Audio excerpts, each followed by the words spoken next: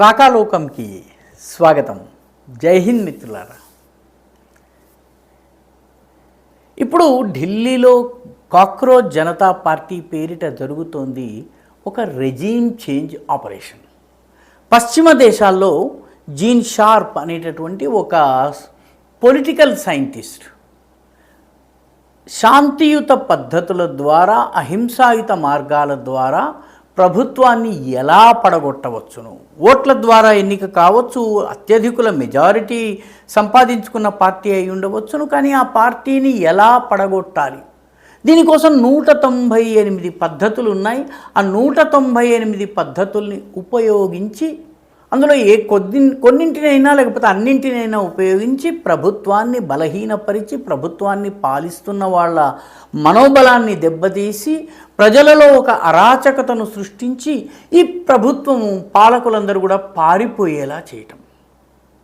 ఇది ఈ మొత్తం సిద్ధాంతం యొక్క జీన్ షార్ప్ యొక్క పొలిటికల్ ఐడియాలజీ. ఆయన తీసుకొచ్చినటువంటి ప్రజాస్వామ్య పద్ధతిలో, అహింసాయుత పద్ధతిలో ఓట్ల ద్వారా గెలిచినటువంటి ప్రభుత్వాలు కానీ, నియంతలు కానీ, వీళ్ళని తొలగించే విషయంలో ఆయన చాలా పరిశోధనలు చేశారు. ఆ పరిశోధనలు చేసినటువంటి కేంద్రం ఏదైతే ఉందో ఆ కేంద్రంకి చాలా దగ్గరలో కాక్రోచ్ జనతా పార్టీకి చెందినటువంటి అభిజిత్ దీప్కే ఉండేవారు, చదువుకునేవారు. కాబట్టి ఈ 186 పద్ధతులు ఏవైతే ఉన్నాయో దీని ద్వారా రెజీమ్ చేంజ్ ఆపరేషన్స్ నిర్వహించవచ్చు. ఈ రెజీమ్ చేంజ్ ఆపరేషన్స్ 2010-11 ప్రాంతంలో సెంట్రల్ ఏషియన్ దేశాల్లో, కిర్గిస్థాన్ వంటి దేశాల్లో ఇటువంటి వాటిలలో ప్రయోగించడం జరిగింది. ఆ తర్వాత కాకేసస్ కంట్రీస్ ఏవైతే ఉన్నాయో, జార్జియా, యుక్రెయిన్ వంటి దేశాల్లో కలర్ రెవల్యూషన్స్ పేరిట ఆరెంజ్ రెవల్యూషన్ అని, రెడ్ రెవల్యూషన్ అని, రోజ్ రెవల్యూషన్ అని ఈ రకంగా చేయటం జరిగింది. ఆ తరువాత ఈ ఉద్యమాల్ని రకరకాల అరబ్బు దేశాలకు వ్యాపింపజేసేటటువంటి ప్రయత్నం జరిగింది. అరబ్బు దేశాల్లో కూడా ఈ తరహా ఉద్యమం జరిగింది. సో ఇదే పద్ధతిని నేపాల్లోనూ, అదేవిధంగా బంగ్లాదేశ్, మన పొరుగున ఉన్న బంగ్లాదేశ్లోనూ, అదేవిధంగా మన దక్షిణాన ఉన్నటువంటి శ్రీలంకలో కూడా ఉపయోగించారు. రెజీమ్ చేంజ్ ఆపరేషన్స్ జరిపారు. వాస్తవానికి వీటన్నిటినీ చేసేందుకు సోషల్ మీడియాని చాలా ప్రభావవంతంగా ఉపయోగించుకోవడము, పలానా చోట ఈ మన విజయ్ చౌక్ లాంటి ప్లేస్ ఒకటి ఉంది, అక్కడికి అందరూ రండి అని పిలిచారు.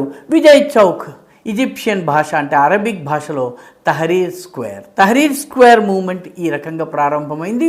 గూగుల్లో పనిచేసేటటువంటి ఇజ్రాయెల్ వ్యక్తి సెలవు మీద ఈజిప్ట్కి వచ్చి అతను ఈ సోషల్ మీడియా విప్లవాన్ని ప్రారంభించి ప్రజలందరూ తహరీర్ స్క్వేర్కు వచ్చి అక్కడ మకాం వేసి ఉండేలా చేసిన తర్వాత, ఉద్యమం పూర్తయిపోయిన తర్వాత ఆయన మళ్ళీ తన గూగుల్ జాబ్లో చేరడం కోసం అమెరికాకి వెళ్ళిపోయాడు.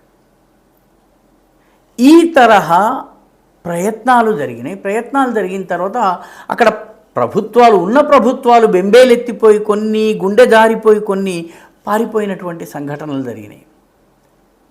నేపాల్లో కూడా జరిగింది అదే. నేపాల్లో కమ్యూనిస్టు పార్టీకి చెందినటువంటి కేపీ శర్మ ఓలీ ఇంటిపైన దాడి జరిగింది. ఆయన వెనక గేట్లోంచి పారిపోవాల్సి వచ్చింది. అదేవిధంగా కొందరు మంత్రులనైతే వీధుల్లో ప్రజలు చావచితక బాదారు. శ్రీలంకలో పరిస్థితి ఏ రకంగా వచ్చిందంటే, విమానాశ్రయంలో విమానమెక్కి పారిపోవడానికి కూడా మహిందా రాజపక్షకు సమయం పట్టింది. ఆయన మాటని వినని పరిస్థితి వచ్చింది. బంగ్లాదేశ్ పరిస్థితి అయితే మనందరము కళ్ళారా చూసాము. దేశాధినేతను బంగ్లాదేశీ ఆర్మీకి సంబంధించిన హెలికాప్టర్లో త్రిపురలో దాకా తీసుకొచ్చి త్రిపురలో దింపితే, త్రిపుర నుంచి ఒక విమానంలో ఆమెని ఢిల్లీ దగ్గర ఉన్నటువంటి హిండన్ ఎయిర్ బేస్లో తీసుకొచ్చి దాచవలసి వచ్చింది. ఈ రోజుకి కూడా 3 సార్లు ప్రజాస్వామ్యబద్ధంగా ఓట్ల ద్వారా ఎన్నికైనటువంటి షేక్ హసీనా వాజెద్ ఢిల్లీలో తలదాచుకుంటుంది. కాబట్టి ఈ Gene Sharp theory regime change operation చేయగలదు. అమెరికన్ వ్యవస్థలో కూడా ఈ రకమైనటువంటి విక్టోరియా న్యూలాండ్ కావచ్చు, డొనాల్డ్ లూ కావచ్చును, ఈ రకమైనటువంటి రెజీమ్ చేంజ్ ఎక్స్పర్ట్స్ కొందరు ప్రభుత్వంలో ఉన్నారు. గత ప్రభుత్వంలో, ముఖ్యంగా బైడెన్ ప్రభుత్వంలో చాలా స్పష్టంగా వీళ్ళకి మ్యాండేట్ ఉండేది. ఎన్నికల సమయంలో లాస్ట్ లోకసభ ఎన్నికల సమయంలో ఉన్నటువంటి రాహుల్ గాంధీ మధ్య ఏషియా దేశం ఒకటి ఉజ్బెకిస్తాన్ బహుశా ఆ దేశానికి వెళ్ళారు, విక్టోరియా న్యూలాండ్తో సమావేశమయ్యారు. డొనాల్డ్ లూ బంగ్లాదేశ్లో రెజీమ్ చేంజ్ ఆపరేషన్ జరగడానికి ముందు బంగ్లాదేశ్లో మకాం వేశారు.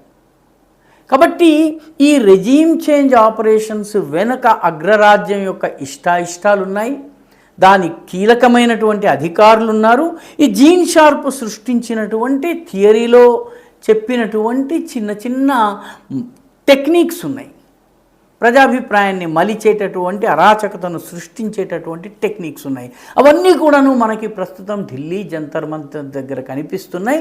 శాంతియుతంగా జరుగుతున్నట్టే కనిపిస్తూ దాడి చేస్తున్నాయి. అయితే ఈ తరహా రెజీమ్ చేంజ్ ఆపరేషన్లు జరిగిన తర్వాత ఆ దేశాల పరిస్థితి ఏంటి? ప్రస్తుతం ఆ దేశంలో రెజీమ్ చేంజ్ ద్వారా వచ్చినటువంటి నాయకులు ఏ రకంగా ఉన్నారు? ఉదాహరణకి నేపాల్ ఉదాహరణ తీసుకుందాం మనం. నేపాల్లో కాఠ్మండు మేయర్ అయినటువంటి యువ ర్యాపర్, రాజకీయ అనుభవం లేనటువంటి ఒక ర్యాపర్ సింగర్, ఆయన దేశాధినేత అయిపోయారు. దేశాధినేత అయిపోయిన తర్వాత పరిపాలన ఎలా చేయాలో ఆయనకు అర్థం కాలేదు.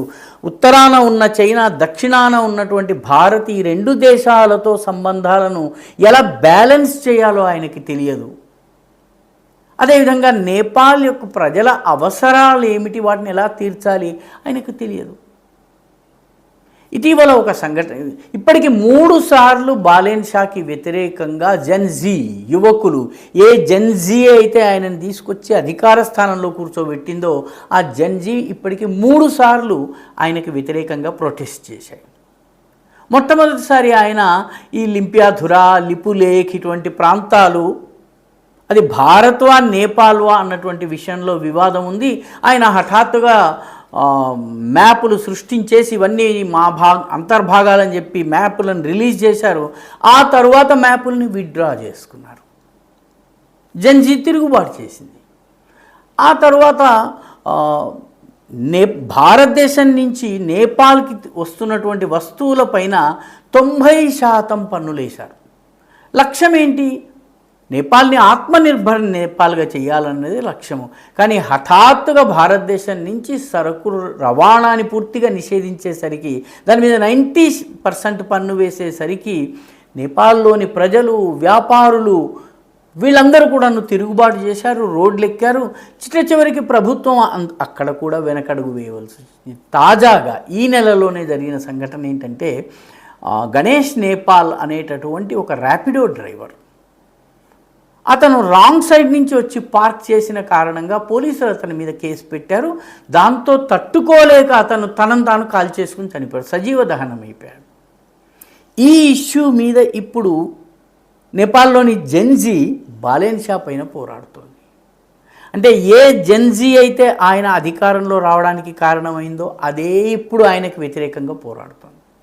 పొరుగునున్న బంగ్లాదేశ్లో కూడాను ఈ జెన్జీ పోరాటము, విద్యార్థులందరూ రంగంలోకి వచ్చి పోరాటం వల్ల షేక్ హసీనా పారిపోయింది. ఆమె స్థానంలో ఏమాత్రము పరిపాలనా అనుభవం లేనటువంటి, కేవలము నోబెల్ ప్రైజు, మెగసెసే అవార్డు వంటివి పొంది ఆ పాశ్చిమాత్య దేశాలు ఇచ్చినటువంటి భుజకీర్తుల్ని ధరించినటువంటి మహమ్మద్ యూనుస్ అధికారంలోకి వచ్చారు. ఆయన 18 నెలల పరిపాలన బంగ్లాదేశ్ని ఆర్థికంగా కుప్పకూల్చింది. ఆర్థికవేత్తల చేతికి దేశాన్ని ఇస్తే దేశం నాశనం అవుతుంది. ఎందుకంటే థియరీ చెప్పడం ఎంత సులువో ప్రాక్టికల్గా చేసి చూపించడం అంత కష్టం. పర్యవసానంగా ఆయన పరిపాలన పట్ల ఎంత వ్యతిరేకత వచ్చిందంటే 18 నెలలలో ఆయన ఒక పార్టీని సైతం ఏర్పాటు చేయలేకపోయాడు.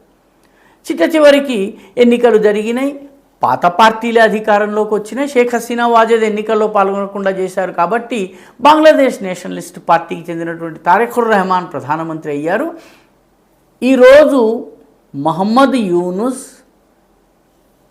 బంగ్లాదేశ్లో లేరు. పూర్తిగా ఆర్థిక వ్యవస్థ కుప్పకూలిపోయి ఒక్కరు కూడా ఆయన పేరు తలుచుకోవడం లేదు. శ్రీలంకలో కూడాను వామపక్ష యువనేత ఎన్నికల్లో గెలిచారు, మహింద రాజపక్ష లాంటి వాళ్ళు పోయిన తర్వాత. ఆయనకి కూడా అక్కడి సమస్యల్ని ఏ రకంగా పరిష్కరించాలో తెలియటం లేదు. భారతదేశం నుంచో ఇంకొక దేశం నుంచో వెళ్ళే టూరిస్టులు ఇచ్చేటటువంటి డబ్బుతోటి ఆ దేశ ఎకానమీ నడుస్తోంది, వ్యవసాయం కుప్పకూలిపోయింది. మన చుట్టే జరిగినటువంటి 3 రెజీమ్ చేంజెస్, వాటి ఫలితం మనకు కనిపిస్తోంది. ఇది కేవలము మన సంగతి మాత్రమే కాదు. యుక్రెయిన్ చూస్తే, యుక్రెయిన్లో యానుకోవిచ్ ప్రభుత్వం పట్ల కొంత వ్యతిరేకత ఉంది. ఆయన దేశం వదిలి పారిపోయేలాగా రెజీమ్ చేంజ్ ఆపరేషన్ జరిగింది. ఆయన తర్వాత ఎవరు వచ్చారు? టీవీ ఛానల్లో జోకర్గా పనిచేసేటటువంటి జెలెన్స్కీ వచ్చాడు. ఆయన దేశాన్ని జోక్గా మార్చేసేసాడు. యుక్రెయిన్ యుద్ధం ఎడతెగకుండా ఉంది. దాన్ని ఏ రకంగా ఆపాలో తెలియడం లేదు. అమెరికా నుంచి అన్ని నేటో దేశాలని శత్రువులుగా చేసుకున్నారు. రష్యా చేతుల్లో చావు దెబ్బలు తింటూ ఉన్నారు. బహుశా యుక్రెయిన్ చరిత్రలో ఇలాంటి పాలకుడు ఎప్పుడూ రాలేదు. అలాంటి పాలకుడు జెలెన్స్కీ. ఈజిప్టులో కూడా ఇదే జరిగింది. హోస్ని ముబారక్కి వ్యతిరేకంగా తహరీర్ స్క్వేర్ ఉద్యమం జరిగింది. ఆయన చివరికి షర్మల్ షేక్ ప్రాంతానికి పరిమితం అయ్యేలాగా ఒప్పందం జరిగింది. ఆ తర్వాత ఎన్నికలు పెడితే ఆ ఎన్నికల్లో ఇస్లామిక్ బ్రదర్హుడ్ అనే ఉగ్రవాద సంస్థ, హసన్ అల్ బన్నా స్థాపించినటువంటి ఉగ్రవాద సంస్థ అధికారంలోకి వచ్చింది. అధికారంలోకి వచ్చేటప్పటికి ఈజిప్ట్ ఉగ్రవాద దేశంగా మారకుండా ఉండేందుకు సైన్యం రంగంలోకి దిగి ఆ పాలకుల్ని తరిమి ప్రస్తుతం ఉన్నటువంటి అల్ సిసి ప్రభుత్వాన్ని ఏర్పాటు చేసి అది పూర్తి సైన్యం కంట్రోల్లో ఉండేలా చేశారు. లిబియా కావచ్చు, సిరియా కావచ్చును, ఈ దేశాల్లో పరిపాలన ఏ రకంగా ఉంది, రెజీమ్ చేంజ్ ఆపరేషన్స్ తర్వాత చూడవచ్చును. పూర్తి అస్థిరత, రాజకీయ అస్థిరత ఉంది. దేశం ముక్కముక్కలై ఉంది. ఒకరిని ఒకరు కలిసేటటువంటి పరిస్థితి లేదు. వార్లార్డ్స్ రాజ్యం చేస్తున్నారు. కాబట్టి రెజీమ్ చేంజ్ ఆపరేషన్స్ చేయడం సులువు, చేసిన తరువాత వచ్చే ఫలితాలని తట్టుకునేటటువంటి నాయకత్వం లేకపోతే పూర్తి రెజీమ్ చేంజ్ ఆపరేషన్ ఫెయిల్ అవుతుంది. దేశము అధోగతి పాలవుతుంది. ఇది అన్ని దేశాల్లో అదే జరిగింది. భారతదేశంలో కూడాను ఒకవేళ గనక రెజీమ్ చేంజ్ ఆపరేషన్స్ జరిగితే ప్రస్తుతం ఉన్న పరిస్థితుల్లో జరిగే సూచనలు కనపడటం లేదు. సమర్థవంతమైనటువంటి నాయకత్వం ఉన్న కారణంగా, దానికి ప్రజామోదము చాలా బలంగా ఉన్న కారణంగా, దాని సంస్థాగత పటిష్టత కారణంగా అంత సులువుగా జరగదు. కాబట్టి ఈ దేశం మన దేశం అయితే ఏదో రకంగా రక్షింపబడింది. కానీ ఇలాంటి పరిస్థితులు దురదృష్టవశాత్తు వచ్చినట్లయితే ఈ దేశం కూడా కుక్కలు చింపిన విస్తరి కావడం ఖాయము. నేపాల్లో, బంగ్లాదేశ్లో, శ్రీలంకలో నడిచినటువంటి ట్రైలర్ ఇక్కడ సినిమాగా మనం చూడాల్సి వస్తుంది. ఆ రోజు రాకుండా ఉండాలని చెప్పి దేవుణ్ణి ప్రార్థిద్దాం. ఈ వీడియో మీకు నచ్చినట్టయితే లైక్ చేయండి, షేర్ చేయండి, ఈ ఛానల్కి సబ్స్క్రైబ్ చేయండి. మీ అభిప్రాయాల్ని కమెంట్ల రూపంలో తప్పనిసరిగా పంపించండి.